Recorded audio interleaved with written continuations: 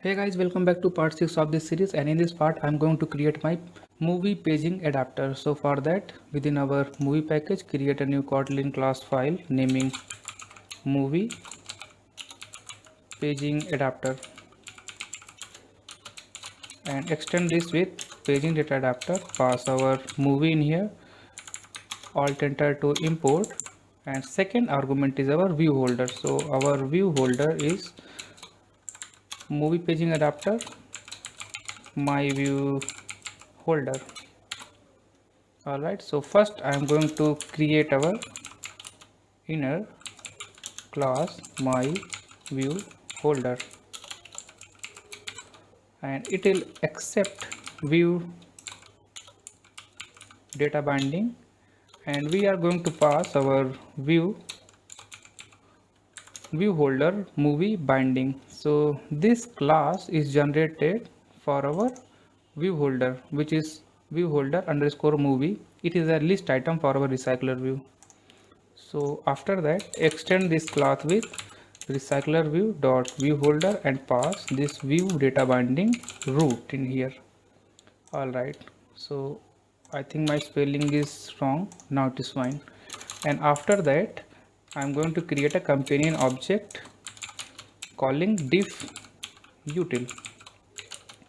Create an object and diff util item callback, pass move in here, and now implement two members. So the members are items the same, our contents the same. So for our contents the same, we have to return our old item is equals to our new item, and for our items the same, return old item dot imdb id is equals to new item our imdb id. So if this thing is equal, that means we have the identical list item, so diff util does not render that list item. All right, so basically it is used to make a difference between the updated list item and the previous one.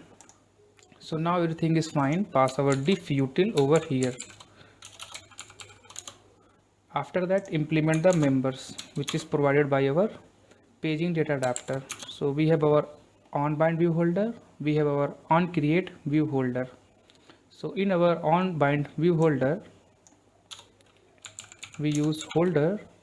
By using our view data binding, we are going to set our variables. So br dot movie and pass our get item. Basically we are passing here movie. So this br is just like our r. So when we want to use any kind of resources, we use r.id or r.drawable, r.layout, everything by using our r. So just like our r, we have in our data binding br. So br is actually give access to all of our variables which is created in our data binding part. So you can see over here we have variable naming movie. So we want to access this movie by using this reference br.